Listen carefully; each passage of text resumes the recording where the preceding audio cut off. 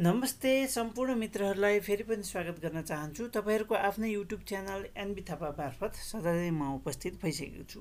Share मार्केटका विभिन्न जानकारीमूलक प्रस्तुतिहरू लिएर आउने क्रममा आज पनि मैले एउटा अलिकति फरक टुलको बारेमा तपाईहरुसँग चर्चा गर्नेछु। फरक यस मानेमा छ कि यो टुल अति पुरानो टुलको रूपमा मान्न सकिन्छ। हामीले आज चर्चा गर्न लागेको टुल हो फिबोनाची है।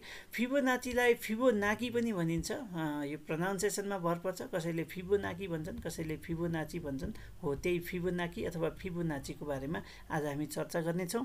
लियोनार्दो दा फिबोनाचीले प्रतिपादित गरेको यो फिबोनाची टुल्स लगभग 800 वर्ष पुरानो टुल्स भनेर हामी भन्न सक्छौँ र त्यसकै बारेमा आज हामी चर्चा गर्नेछौँ र शेयर मार्केटमा यसलाई एप्लाई गरेर कसरी हामीले ट्रेडिङ तथा इन्भेस्टिङ गर्न सक्छौँ अथवा कसरी यसले चाहिँ लो पोइन्ट अथवा सपोर्ट अथवा टार्गेट सेट गर्छ भन्ने बारेमा म तपाईहरुलाई जानकारी गराउन चाहन्छु। त्यो भन्दा पहिला यदि तपाईहरुले मेरो युट्युब च्यानल NB थापालाई सब्स्क्राइब गर्नुभएको छैन भने कृपया सब्स्क्राइब गर्न नबिर्सनु होला। सब्स्क्राइबको मद्दतले आगामी दिनमा आउने मेरा भिडियोहरू तपाईहरुलाई नोटिफिकेसनको मार्फत सबैभन्दा पहिला उपलब्ध गराउन बाचा गर्छ। र अब म चार्टतर्फ जाँदैछु र चार्टतर्फ जानुभन्दा पहिला मैले तपाईहरुलाई एउटा सूचना भन्छु। यदि तपाईहरु चाहिँ हाम्रो यो भिडियोकै आधारमा शेयरको खरिद बिक्री गर्दै हुनुहुन्छ भने त्यो काम चाहिँ नगर्नुहोला। किन भन्दा शेयर मार्केट जोखिमको मार्केट हो। यहाँ तपाईको लगानी डुब्ने सम्भावना पनि हुन्छ र तपाईले गर्ने लगानी चाहिँ आफूले नै विश्वास गरेर आफूले नै लगानी गर्नुपर्ने हुन्छ अथवा आफूले नै स्टडी गरेर लगानी गर्नुभयो भने तपाईको लगानीको जोखिम चाहिँ कम हुन आउँछ र तपाईले मुनाफा पनि कमाउन सक्नुहुन्छ। त्यसैले लगानी गर्ने बेलामा आफ्नो स्वअध्ययन हुनु एकदमै जरुरी हुन्छ। किन भन्दा शेयरमा आफ्नो खुसीले लगानी गर्ने हो र आफ्नो जोखिमलाई कम गरेर लगानी गर्ने हो। त्यसरी लगानी गर्दा तपाईहरुको भविष्यको जुन जोखिम थियो त्यो जोखिम चाहिँ कम हुने सम्भावना हुन्छ। अब मैले भन्न पर्दा हामी भन्दैछौँ कि मैले फिबोनाकीको बारेमा तपाईहरुलाई जानकारी गराउँदै छु। फिबोनाकी टुल एकदमै सरल रूपमा हामी तपाईहरुलाई सिकाउँदैछौँ कसरी फिबोनाकी युज गर्न सकिन्छ भनेर। यहाँ देख्न सक्नुहुन्छ यहाँ विभिन्न टुलहरू छ। त्यो मध्येको यहाँ देख्न सक्नुहुन्छ फिब रिट्रेसमेन्ट भनेर यहाँ देख्न सक्नुहुन्छ चारवटा धर्का। यो चारवटा धर्कालाई क्लिक गर्नुभयो भने यहाँ तपाईले नीलो लाइन भएर बनेको पाउन सक्नुहुन्छ। नीलो लाइन पाइसके पछाडि हामी कुनै एउटा लो र हाईलाई कनेक्ट गर्ने प्रयास गर्छौं। त्यसको लागि मैले एउटा हाई अथवा लो यहाँ लिन चाहन्छु र हाई र लो लिँदाखेरि मैले यहीँदेखि एउटा लो लिएँ र अर्को हाई चाहिँ माथि नै लिएँ। अब यहाँ देख्न सक्नुहुन्छ तपाईहरुले यहाँ 0 लेभलदेखि 1 लेभलसम्म देख्न सक्नुहुन्छ। म एकचोटि क्यान्डललाई हटाइदिन्छु। त्यसपछि अझ तपाई क्लियर हुन सक्नुहुन्छ। एउटा 0 लेभल अर्को 1 लेभल र यो बीचमा तपाईले देख्न सक्नुहुन्छ 0.23 0.38 0.5 0.61 र 0.78। यसमा विशेष गरी हामीले दुईवटा रेशियो भनेको 0.5 र 0.23 लाई हटाइदिँदा पनि खासै फरक पर्दैन। किन भन्दा हामीले भन्ने गोल्डन रेशियो चाहिँ 0.38 0.61 र 0.78 हो भन्न सक्छौं।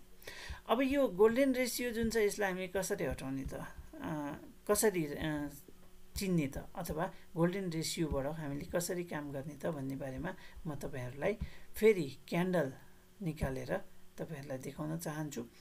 अब यहाँ देख्न सक्नुहुन्छ एउटा मार्केट जहाँ हामी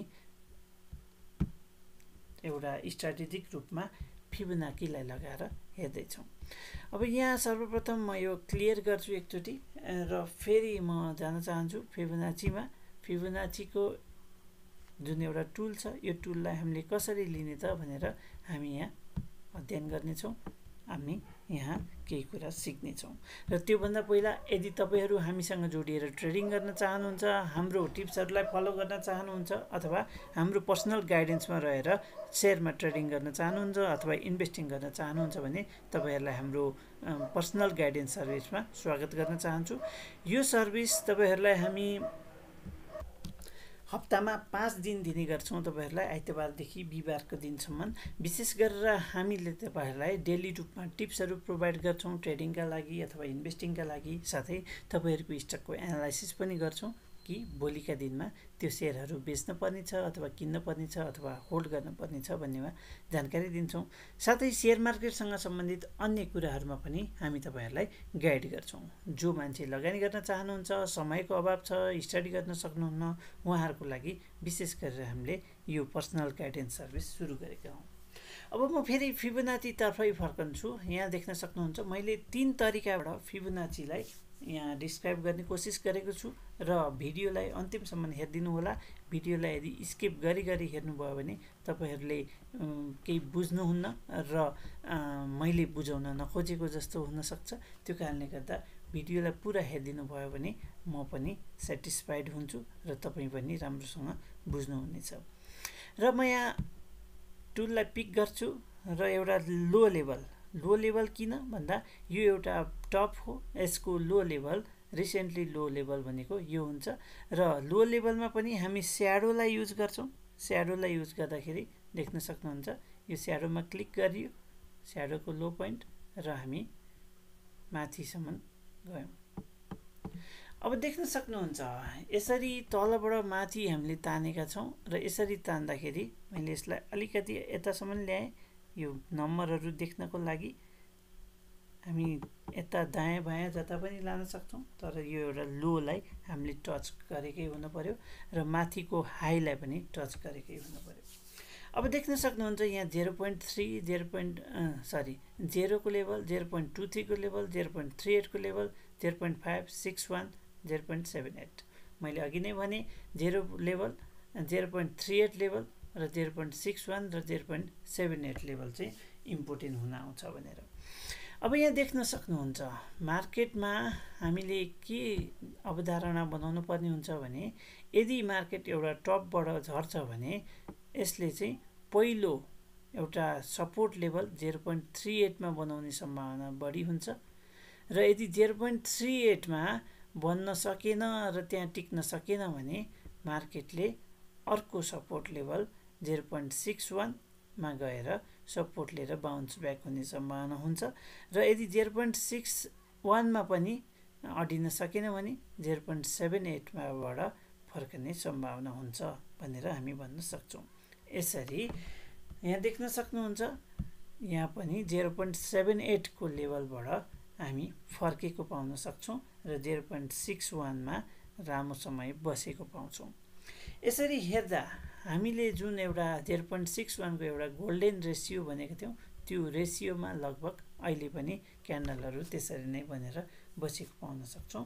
भनेपछि एउटा लोबाट यदि हाईसम्म हामी लगाउँछौँ भने त्यस पछाडि हामीले एउटा जुन एउटा डाउनफल अथवा करेक्सन भएको छ त्यो करेक्सन चाहिँ कतिसम्म हुन सक्छ भनेर एउटा अनुमान लगाउन सक्छौँ। मैले फेरि पनि भने सुरुमा 0.38 को लेभलसम्म हामीले अनुमान लगाउन सक्छौँ र यदि 0.38 बाट तल झर्ने अवस्था आयो भने 0.61 र त्योभन्दा पनि तल झर्ने अवस्था आयो भने 0.78 बाट फर्कने सम्भावना एकदम प्रबल हुन्छ। र यो त भयो मैले तलबाट बटमबाट टपसम्म लगाएँ। अब अर्को तरिकाबाट म भन्न गइरहेको छु। यदि अर्को तरिकाबाट भन्ने हो भने हामी देख्न सक्छौँ एउटा टपबाट हामी बटममा ल्याउँछौँ, फेरि पनि टपबाट बटममा ल्याउँछौँ र टपबाट बटममा ल्याउँदाखेरि हामीले के देख्छौँ त भन्दा एउटा टार्गेट हामीले सेट गर्न सक्छौँ। एउटा लोबाट अर्को हाईमा जुन छ र त्यो हाई भन्दा पनि अर्को टार्गेट चाहिँ के हो त भनेर हामीले एउटा सेट गर्न सक्छौँ। जस्तो यो लोबाट यदि हाईको कुरा गर्छौँ भने यो 1% र अर्को गोल्डन रेसियो 1.61% भनेको 3268 को टार्गेट चाहिँ अबको दिनमा यदि मार्केट यहाँबाट फर्केर यो जुन रेसिस्टेन्सलाई ब्रेक गर्छ भने 3268 को लेभलबाट लेभल चाहिँ टार्गेट हुन आउँछ भनेर भनिएको छ। अब 3268 मात्रै टार्गेट हो त हाम्रो नेप्सेको भन्ने कुरा पनि आउँछ, तर हामीले यहाँ छोटो समयको क्यान्डललाई लिएको छौँ। यसरी छोटो समयको क्यान्डललाई लिँदाखेरि 3268 को लेभल टार्गेट हुन आउँछ भने हामीले जति यो क्यान्डल लामो अथवा जति टाइम फ्रेम लामो राख्यौँ टार्गेट पनि त्यसरी नै बढ्दै गएको हामी पाउन सक्छौँ।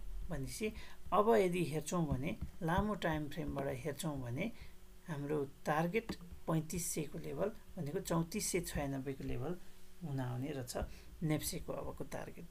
अब यो यस्तो किन भयो त भन्दाखेरि हामीले सर्ट टर्ममा अघि 3268 को टार्गेट चाहिँ अलि छोटो समयमा पुरा हुन्थ्यो भने यो 3496 को टार्गेट चाहिँ अलि ढिला समय अथवा अलि लामो समयमा पुरा हुने सम्भावना देख्न सकिन्छ।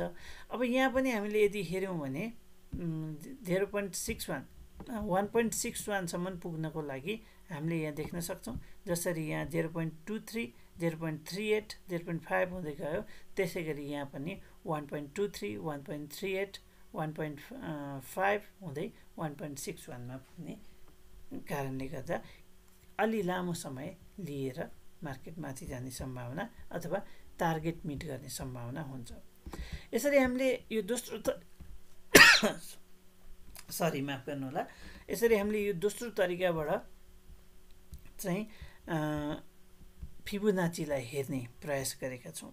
अब म तेस्रो तरिका कसरी हामी लो पत्ता लगाउने त फिबोनाचीबाट कसरी लो हो भनेर कन्फर्म गर्ने भन्ने बारेमा म तपाईहरुलाई जानकारी गराउन चाहन्छु। त्यसको लागि मैले अहिलेको जुन एउटा रिसेन्ट हाइट छ, जुन एउटा 3063 को लेभल बनाएको थियो, रिसेन्ट हाइटको लेभल म यसरी गएँ। यहाँ 3063 को रिसेन्ट हाइटबाट अहिले करेक्सनको जुन एउटा लो थियो त्यो लोलाई चाहिँ म आधार मानेर यहाँ खिच्न गइरहेको छु। यदि यसरी हामीले खिच्छौँ भने यहाँ देख्न सक्नुहुन्छ यो एउटा लो हो भनेको 2782 को लो बनाएर गएको छ। यसलाई पनि हामीले अलि यतापट्टि ल्याएर हेरौँ, रेसियो हेर्नलाई सजिलो हुन्छ। हामी लो चाहिँ त्यही नै राख्छौँ, 2782 नै भनेको थियो, ल 82 नै राखौँ।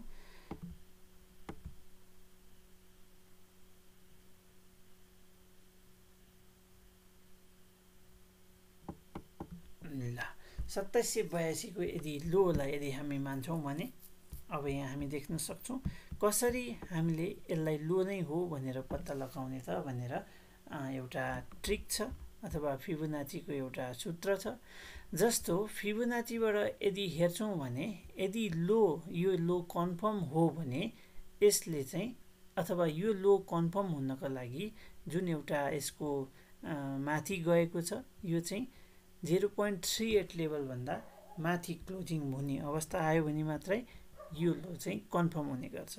यसको मतलब यदि यो क्यान्डल चाहिँ 0.38 भन्दा माथि क्लोजिङ हुने अवस्था आएन भने अझ पनि मार्केट तल आउन सक्छ अथवा यो लो चाहिँ कन्फर्म भएको हुँदैन, यो भन्दा अर्को लो बनाउन सक्छ भन्ने सम्भावना चाहिँ यसले देखाउने गरेको पाउँछौँ।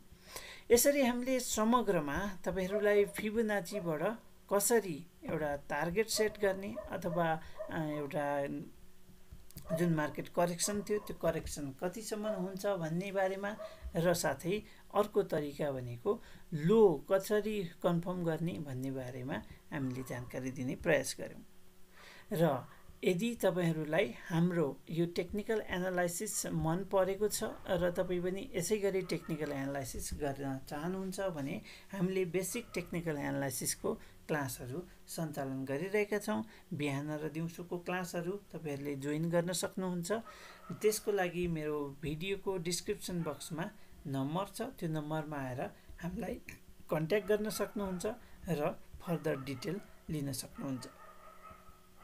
यति भन्दै आजको हाम्रो यो प्रस्तुति तपाईहरुलाई कस्तो लाग्यो कृपया प्रतिक्रिया दिन नभुल्नुहोला भन्दै भोलि फेरि यस्तै समसामयिक प्रस्तुति लिएर म उपस्थित हुने नै छु। तबसम्मको लागि हस्त शुभरात्रि।